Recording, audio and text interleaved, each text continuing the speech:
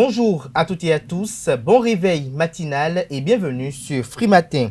À l'est de Cotonou, le quartier Seïvé PK11, situé dans l'arrondissement d'Ekpé, commune de Semekpoji, est fortement menacé par une érosion côtière sans précédent.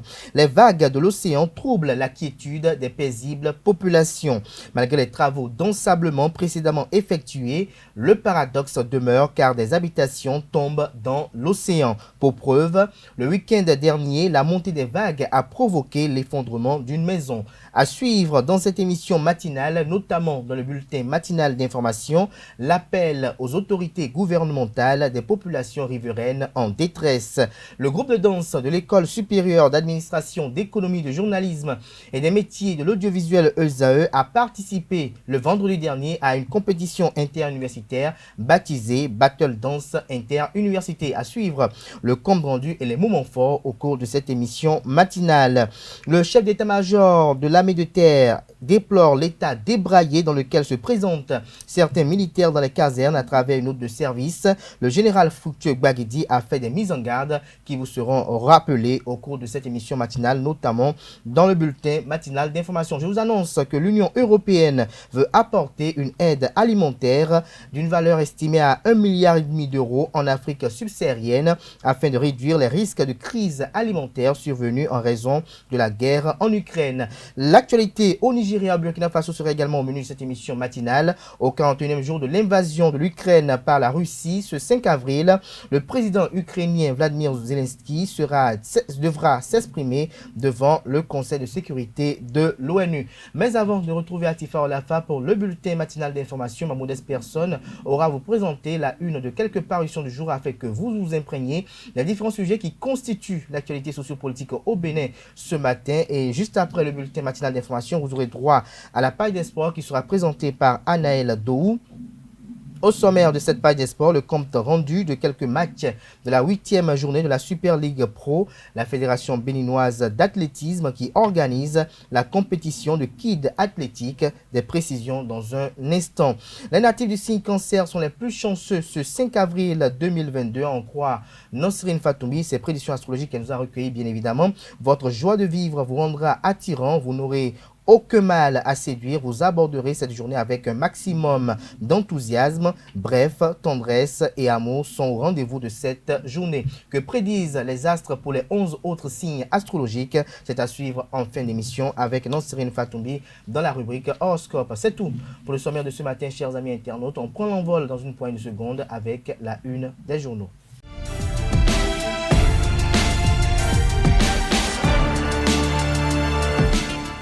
Bonjour à nouveau, chers amis internautes. Nous démarrons la une des journaux de ce matin par le quotidien béninois d'information générale et d'analyse L'Informateur qui titre ce matin manchette législative de 2023, ces partis qui risquent de disparaître. En ligne de mire, vous avez Mouel Bénin, mouvement des élites engagées pour l'émancipation du Bénin, Restaurer l'espoir RE, Force Corée pour le développement du Bénin FCDB, à moins qu'ils fassent tout pour être cette fois-ci de la compétition. Certains partis politiques vont disparaître après les prochaines législatives et ceci conformément aux lois en vigueur, informe L'Informateur ce matin qui donne plus de détails à la page 3 de sa livraison de ce matin.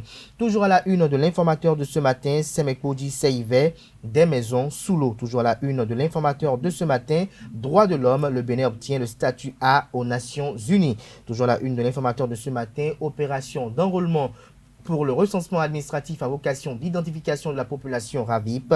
Déjà, des concitoyens demandent la prolongation. Le quotidien de service public titre ce matin la une, politique fiscale. Pas de hausse d'impôts, s'exclame le confrère. L'article illustratif est à retrouver à la page 3. Toujours à la une du quotidien national d'information ce matin, réforme de la procédure d'élaboration des projets de loi pour l'exécution rapide des textes promulgués. L'article est à retrouver à la page 3. Toujours à la une du quotidien national d'information ce matin, Imam Shakirou Amousso à propos du jeune musulman, il faut éviter de contempler sa femme avec désir. Nous passons à présent à Le Matinal qui titre ce matin manchette, enrôlement au recensement administratif à vocation d'identification de la population RAVIP dans le cadre de la confection de la LEI, entendez liste électorale informatisée, fortune diverses, titre Le Confrère, constat à Cotonou, Porto Novo, le Zou, les collines, le Mono et le Koufo. Expérience Tébé, le président du MPL, Mouvement Populaire de Libération. Nous avons prévu des descentes sur le terrain. El Farouk Soumanou de la FCBE. Une compilation des constats sera reversée à l'ANIP. Laurent Delors-Faton, secrétaire général du parti politique LNA, la Nouvelle Alliance. Nous faisons juste ce qu'il faut pour entrer dans le jeu. Annick Djimadja de l'Union progressiste. Les organes s'activent. Retrouvez la transcription intégrale de leurs différentes interventions et du constat effectué par les confrères de la rédaction de Le Matinal aux pages 2, 8 et 11. Nous passons à présent au quotidien Matin Libre. Louis Vlavonou sur Eden TV. La cherté de la vie n'est pas liée au vote du budget, a-t-il déclaré. Retrouvez le compte rendu de cette émission à la page 2. Toujours à la une du quotidien Matin Libre de ce matin. Après la décision du gouvernement, pourquoi le ciment peut être vendu à 75 000 francs CFA? Voici les prix. Le Canada fait savoir à la une que la hausse du prix du ciment est encore loin d'être solutionnée au Bénin. En sa séance du Conseil des ministres du mercredi 23 mars 2022, le gouvernement a adopté des mesures de soutien aux populations face à la flambée des prix de certains produits de grande consommation, dont le ciment. Selon le gouvernement, les prix de sortie d'usine du ciment n'ont pas fait l'objet d'augmentation. Le prix de la tonne aux consommateurs est plafonné par le gouvernement comme suit: Cotonou Atlantique Littoral, 75 000 francs CFA, Porto Novo Ouimet Plateau, 114 000 francs CFA, Komé Monokoufo, 77 000 francs CFA, Parakou Borgou, 82 000 francs CFA, Djougou Donga, 82 000 francs CFA, Natitengou Atakora, 85 000 francs CFA, Kandi Alibori, 85 000 francs CFA, Malanville Alibori, 90 000 francs CFA, Boyikon Zou, 114 500 francs CFA, Dassa Zoumé Colline, 17 000 francs CFA. Seulement la réalité sur le terrain demeure tout autre. El Hadj A.M. est propriétaire de dépôt de ciment à Papa et il avoue être prêt à se conformer au prix fixé si les conditions sont créées pour retrouver la suite du constat du confrère de Matin Libre qui nous a donné un avant-goût de son article à la une ce matin à la page 3 de sa livraison du jour. Nous passons à présent au quotidien Le Grand Regard qui porte un regard ce matin sur la revalorisation salariale au Bénin. Patrice Talon tente d'éviter le ridicule, s'exclame le confrère. Annoncé dans l'euphorie du nouvel an qui s'annonçait, la revalorisation salariale au Bénin est toujours en pleine étude alors qu'elle était attendue pour les tout premiers jours de l'an 2022 qui vient d'éponger ces 3 premiers mois. Elle continue de faire l'objet de préoccupations au niveau du chef de l'État Patrice Talon. Selon les dernières explications du ministre d'État en charge de l'économie et des finances, Romuald Wadaï, il y a des raisons suffisantes qui expliquent le temps qui écoule entre l'annonce faite par le chef de l'État et la concrétisation de la promesse. Nous passons à présent au quotidien Le Grand Jury, mais avant découvrons un autre titre à la une du quotidien Le Grand Regard de ce matin, profitant du jeune chrétien et musulman, Soglo fortifie Joël Aïvor et Rikia Madougou. Le Grand Jury à la une ce matin, semaine de l'énergie électrique au Bénin. Le directeur général de la CEB, Karimou Chabissika, dénonce l'incivisme et annonce des innovations. Dabarou à la une ce matin, hausse des prix des produits au Bénin. Romuald Wadaï, ministre d'État en charge de l'économie et des finances, justifie. Noël Chadaré critique.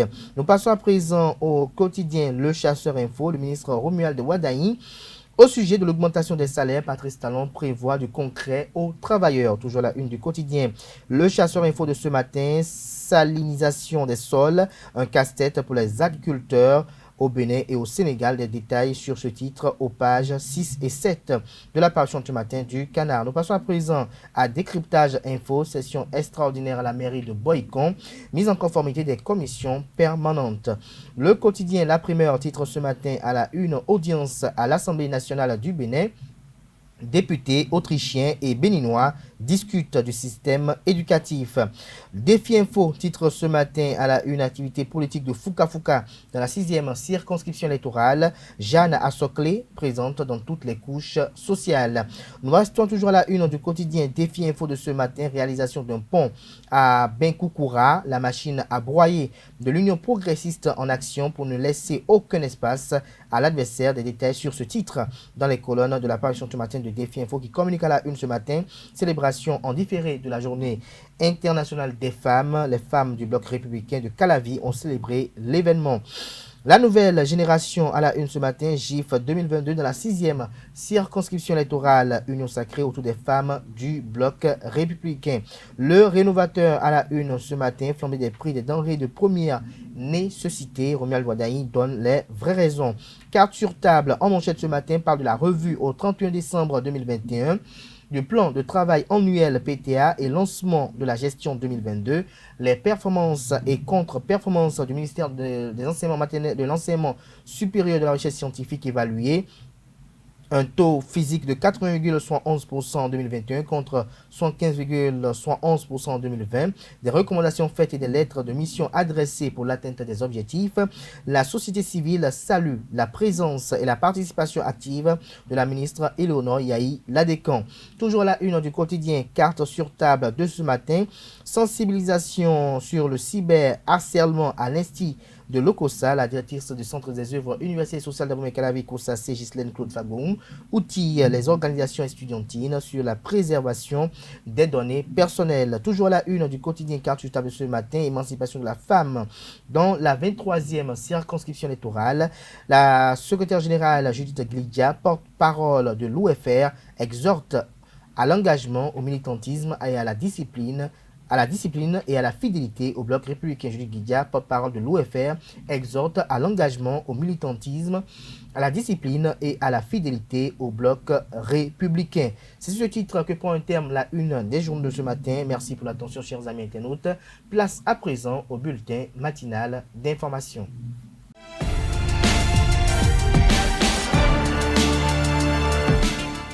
Bonjour à toutes et à tous, heureuse de vous retrouver ce mardi. Face à l'insécurité alimentaire et la hausse des prix due à la guerre en Ukraine, l'Union européenne a annoncé une aide alimentaire en Afrique subsaharienne. En collaboration avec le Programme alimentaire mondial et l'Organisation des Nations Unies pour l'alimentation et l'agriculture, l'Union européenne va apporter une aide pour que les pays les plus touchés par la crise alimentaire aient accès au stock. Selon la porte-parole du ministère français des Affaires étrangères et de l'Europe, Anne-Claire Legendre, l'Union européenne a fait part d'une contribution de 1,5 milliard d'euros à l'Afrique subsaharienne.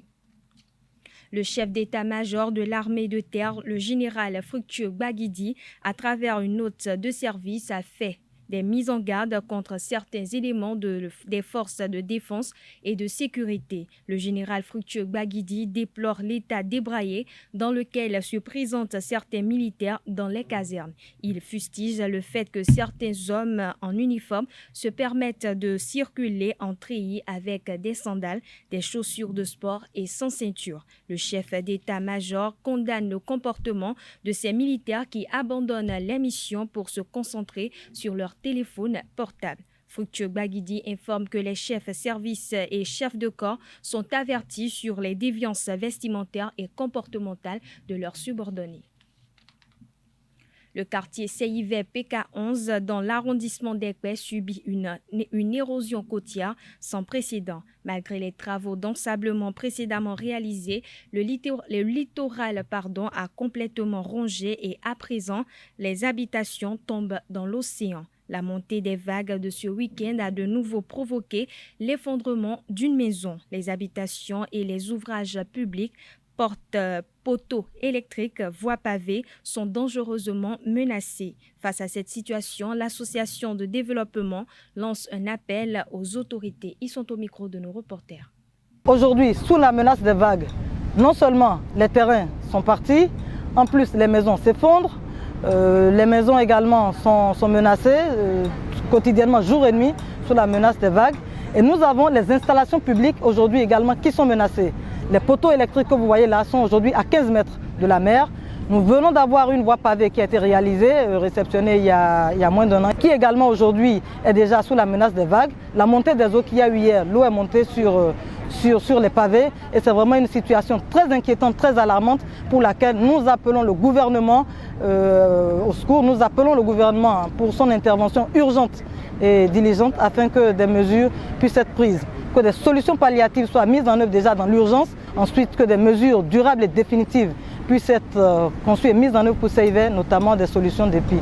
Donc nous relançons cet appel et nous sommes confiants que nous serons, comme les précédentes fois, entendus. C'est le désarroi total. À la limite, on ne dort plus. Les vagues nous empêchent de dormir. Et hier, autour de 16 heures, il y a eu l'eau. Les vagues sont venues jusqu'au portail. Des investissements depuis près de 10 ans. Aujourd'hui, on est déjà à la retraite et on n'a plus d'autres maisons, on n'a plus où aller. Donc c'est de demander aux autorités de nous aider. Sincèrement, il faut nous aider. Le sommeil n'y est plus du tout et voilà. Il faut dire que depuis hier, d'ailleurs, on était là et depuis après-midi d'hier, quand la vague a commencé par faire du tapage, le quartier, il y a plus de 300 maisons, 300 habitations, de standing pas moins considérable. Les maisons sont menacées. Voilà, et nous sommes là ce matin pour lancer un appel aux autorités supérieures de voir comment est-ce qu'ils peuvent venir à notre secours le plus rapidement possible. Voilà, ici c'est chez moi. Les dégâts causés par les vagues hier dans l'après-midi. Voilà ce qui s'est passé. Et vraiment c'est du vrai désastre. Moi je lance un appel au gouvernement de venir sitôt nous secourir pour que on trouve satisfaction. Sinon là, c'est ça. La maison d'ici, dans une semaine, ça va partir. Et là, c'est très grave. Et aussi, regardez aussi ces travaux qu'ils ont effectués d'ici quelques années passées. Voilà ce qui est en train de se passer.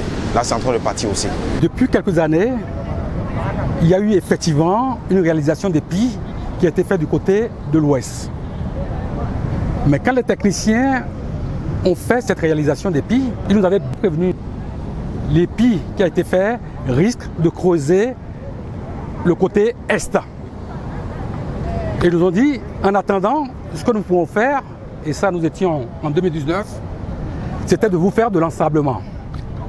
Effectivement, cette solution, qui était une solution transitoire, a été effectivement réalisée.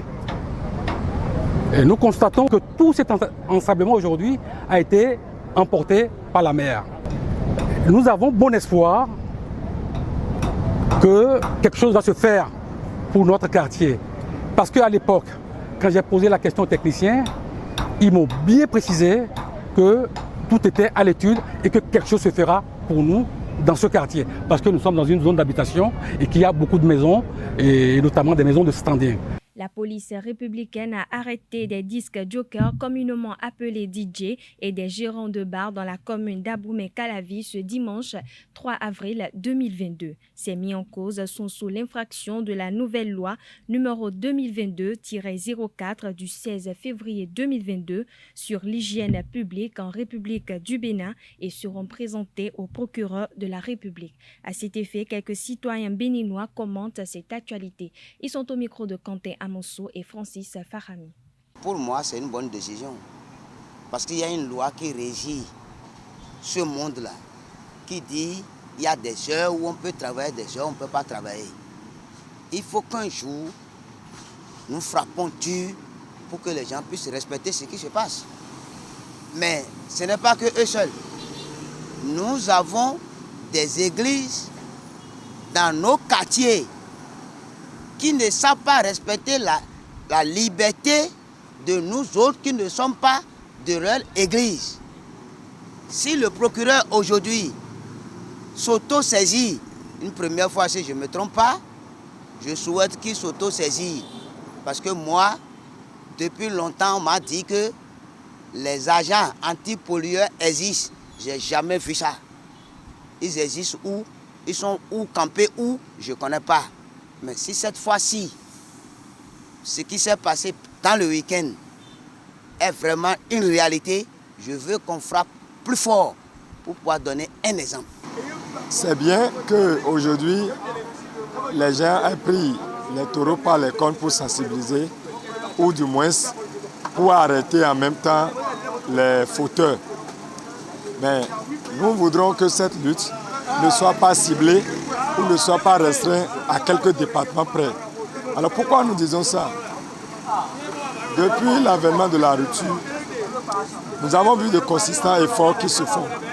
Seulement que après Cotonou, Abomey-Calavi et Porto-Novo, on pense que le Bénin s'arrête au niveau de ces trois départements-là, où des mesures ou des lois qui doivent être appliquées sur toute l'étendue du territoire sont circonscrites seulement à ces trois départements, voire Cotonou seul parfois, ou Cotonou et Abomey-Calavi à la limite. Et que déjà à partir de ces mercredis, on ne pense pas qu'on est dans le même Bénin.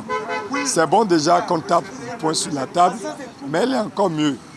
Déjà comme la loi est déjà dans sa phase active, si déjà on peut continuer à sensibiliser ces promoteurs de débit de boissons ou des aides de jouissance pour que vraiment ce qu'il en est, il en soit.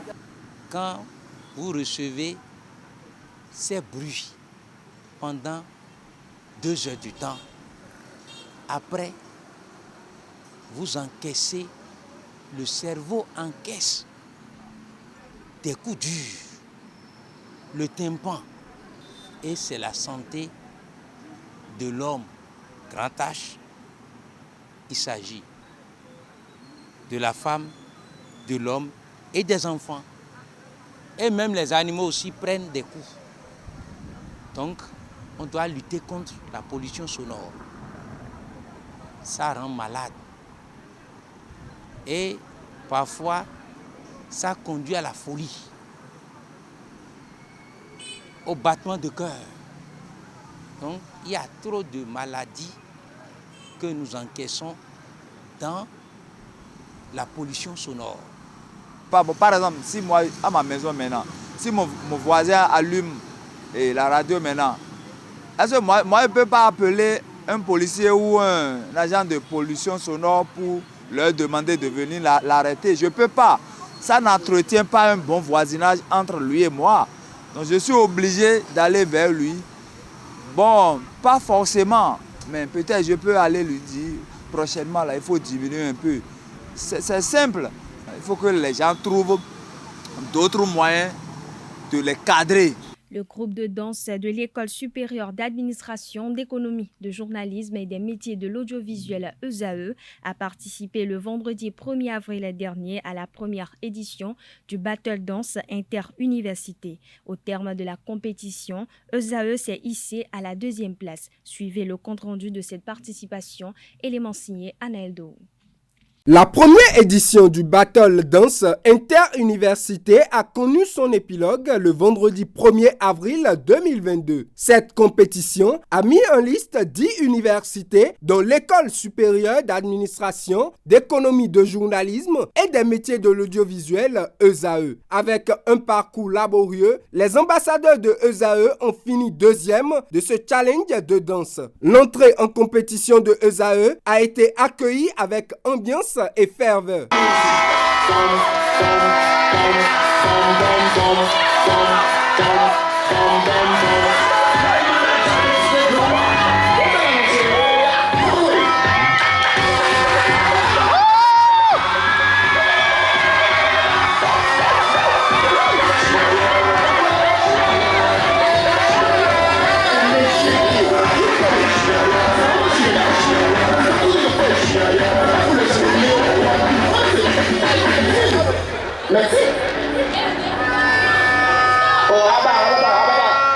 Tels des Amazones et des guerriers, les protégés du fondé Clément Adéchian ont fait une prestation qui a conquis le public lors du 2e passage en danse traditionnelle.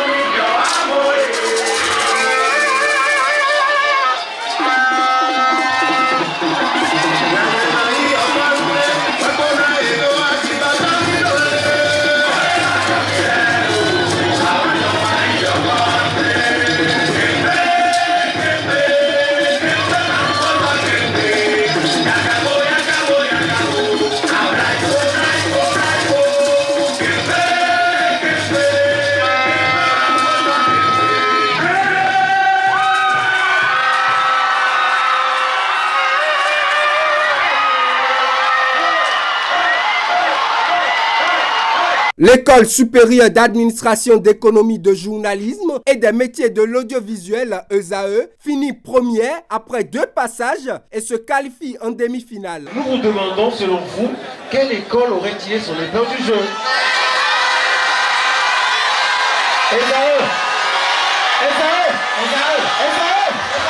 Face à l'ENA, pour cette nouvelle étape, ESAE brille et file en finale.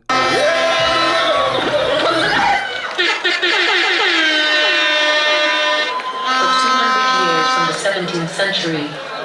This was the capital of one of the richest kingdoms in Africa. The kings protected their wealth and lands with an army of up to 4,000 women. European accounts fetishize these female fighters, especially exotic savages, labeling them Amazons.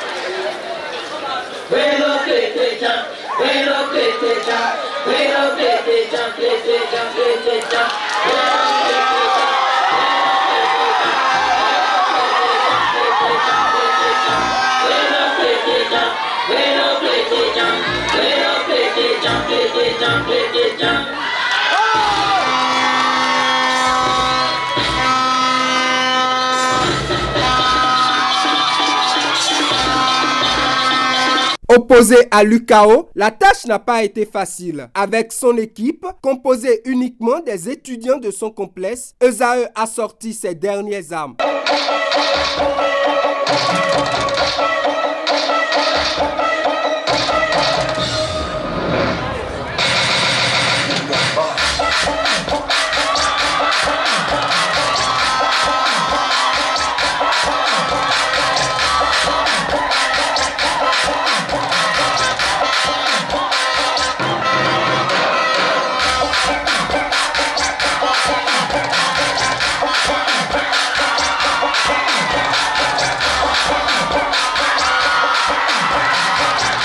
Cette prestation de ESAE n'a pas suffi pour arracher la première place de la compétition. ESAE termine à la 2e position, mais satisfait par son parcours clair et hors pair.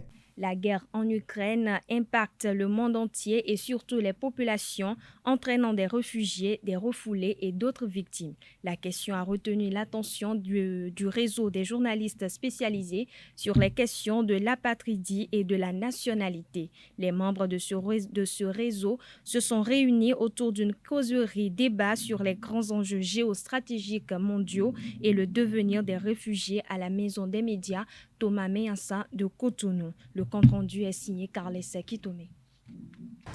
Le rapport est clair. Lorsque les gens ne peuvent plus rester dans leur pays parce qu'il y a des conflits et ils se retrouvent ailleurs, vous voyez, ils se retrouvent dans une situation pénible. Ainsi, comme toute guerre, la guerre en Ukraine fait beaucoup de déplacés avec des conséquences humanitaires énormes. Je n'ai pas de position parce que c'est les hommes qui meurent. Il y a un écrivain qu'on appelle Bertolt Brecht. Il a dit que si les vaches se parlaient, il n'y avait pas d'abattoir.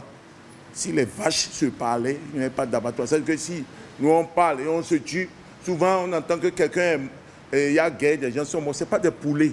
C'est la vie humaine qui est sacrée, qui est en train de se perdre. Donc, dans toute guerre, nous sommes tous perdants.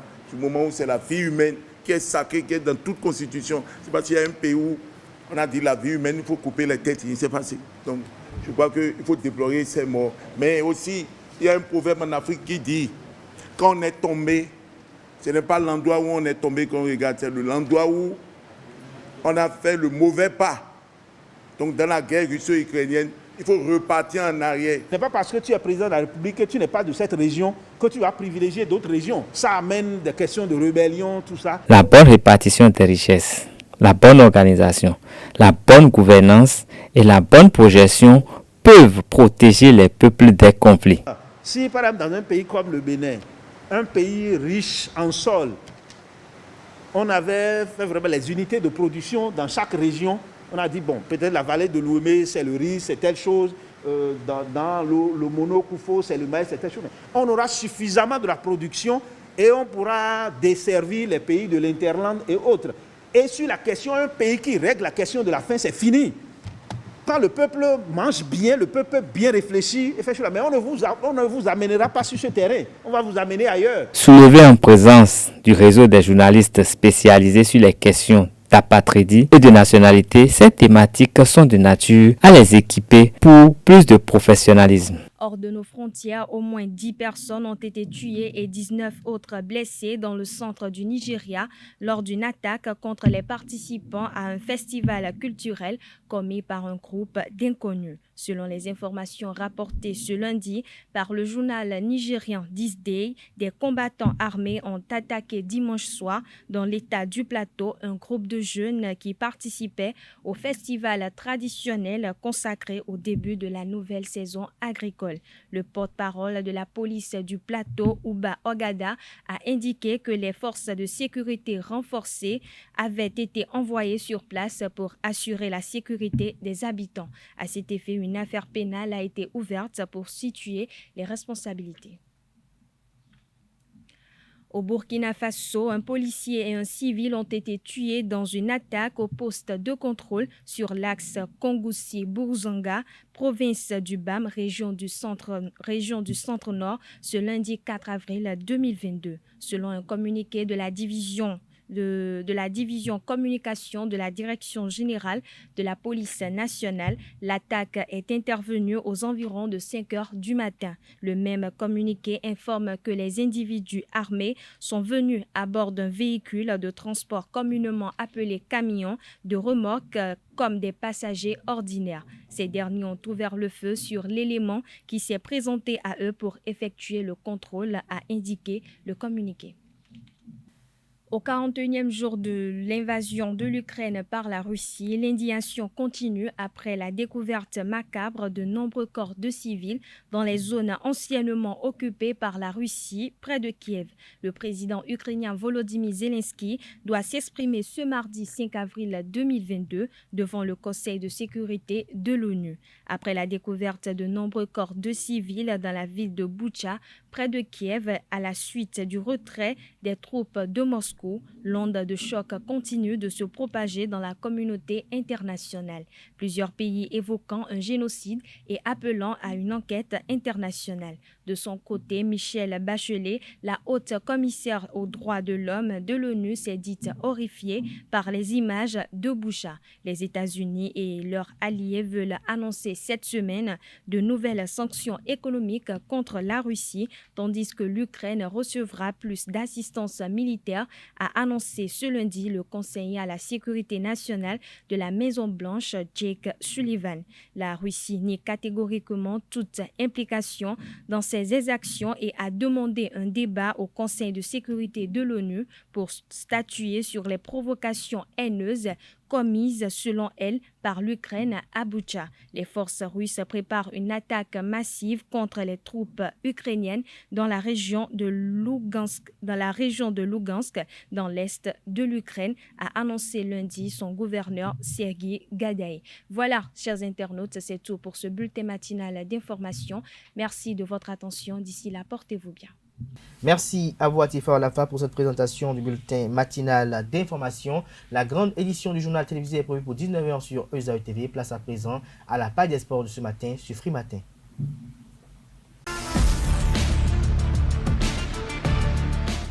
Mesdames et messieurs, bonjour et bienvenue sur Free Sport. Dynamo d'Abomey a reçu Jeffa FC le samedi 2 avril 2022 au stade Omnisport d'Abomey pour le compte de la 8e journée de la Super League professionnelle. À l'issue de cette rencontre, Dynamo d'Abomey s'est imposé sur le score de 3-2. Le compte rendu du match avec nos reporters. Dynamo d'Abomey sort victorieux du duel face à Jeffa FC, comptant pour la 8e journée de la Super League Pro. Dans le stade Omnisport d'Abomey, les Verts de Ibrahim Da Silva se sont imposés 3-2. Le match a débuté très serré entre les deux formations. Les locaux vont trouver les filets en premier à la 15e minute sur cette action de Jacques Rungevu.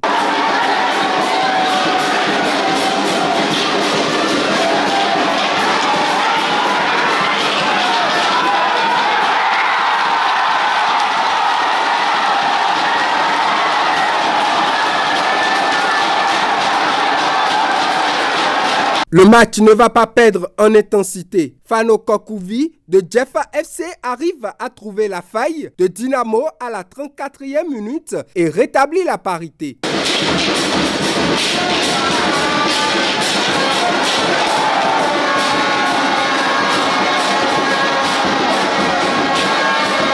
Dynamo d'Abomey va compter sur la justesse de William Dassagate sur ce coup franc à la 41e minute pour reprendre l'avantage avant la mi-temps.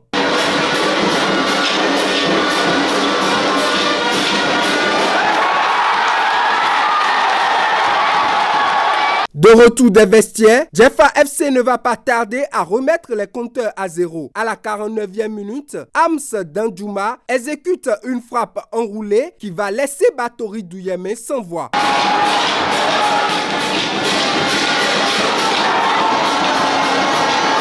Le match va gagner en pression. Des deux côtés, les occasions ne vont pas manquer. À la 64e minute, Jeffa FC est réduit à 10 avec la sortie sur carton rouge de Khalil Harouna. La tâche ne va pas pour autant s'amoindrir pour Dynamo d'Abomey. Après de multiples ratés, le pied magique de William Dassagate va donner l'avantage définitif une fois encore à Dynamo d'Abomey, toujours sur un coup franc à la 82e minute.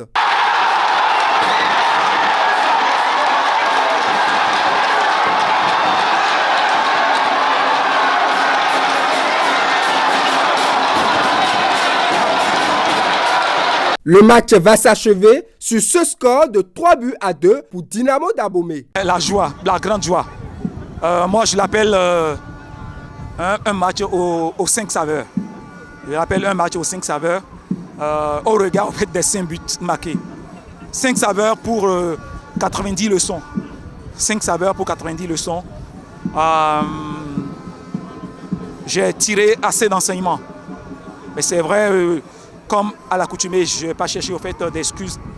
On a joué avec les âmes qu'on a et ça nous a permis au fait, de prendre les 3 points. Je dis bravo aux gars, bravo, ils ont été très conquérants. C'est une déception parce que ce n'était pas un match qu'il fallait perdre. L'adversaire, si on a perdu, ce n'est pas parce que l'adversaire a été plus bon dans le jeu que nous. Voilà. Donc on a payé de nos erreurs à répétition. Donc c'est ça qui a payé cash. L'adversaire a su utiliser, a su profiter de ses erreurs. Et aussi, il faut le souligner, l'adversaire a eu la chance d'avoir des fautes à proximité de la surface. Ceci l'a permis aussi de prendre l'avantage. Le champion en titre Loto Popo a vu sa série de victoires d'affilée freinée par la jeunesse sportive de Pobet, JSP, le samedi 2 avril 2022 au stade Omnisport de Grand Popo. Une mauvaise opération pour les Loto Boys. Score, 1 but partout à la fin de cette rencontre. Colombe Oussou pour le compte rendu.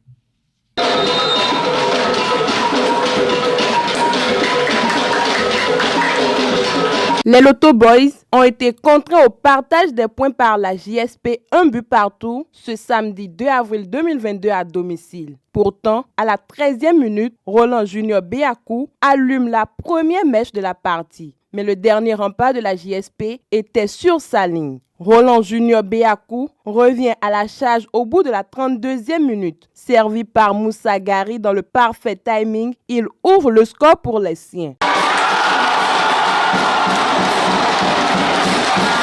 Les locaux finissent par craquer à 8 minutes de la fin du match.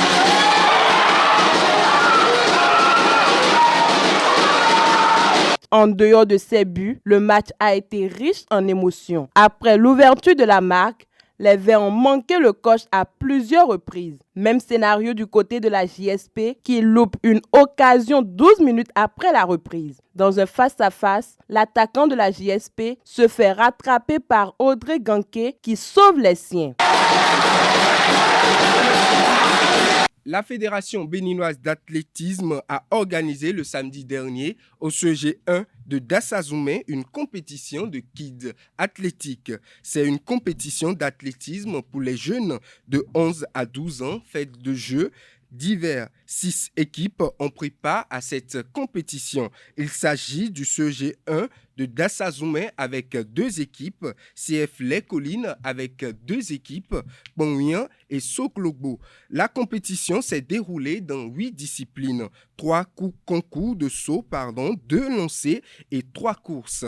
L'objectif de cette initiative était de faire découvrir l'athlétisme aux jeunes par les Jeux. Et pour finir cette édition, le vice-président de la Fédération béninoise de roller sport, Franquin Aounou, a été nommé membre de la Commission mondiale de roller de vitesse, président de para-roller de Parakou et de la commission technique de la Confédération africaine de roller sport. Franquin Aounou a mérité cette nomination selon le site Bénésport. Il a déjà démontré ses compétences, notamment en Italie, du 24 janvier au 5 février 2020 pendant les stages de formation théorique et pratique. Mesdames et messieurs, c'est tout pour Free Sport de ce matin. Merci à vous Analdo pour cette présentation de la page des sports. Chers amis internautes, on installe à présent Nosrine Fatoumbi qui présente les prévisions astrologiques du jour.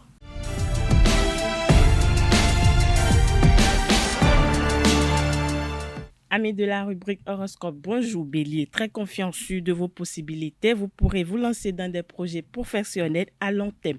Vous pourrez également compter sur l'appui de certaines personnes bien placées. Amis Taureau, vous ne ménagerez pas vos efforts et votre efficacité sera remarquable. Ce nouvel élan pourrait vous offrir des résultats très concrets et vous ouvrir bien des portes. Continuez sur cette lancée.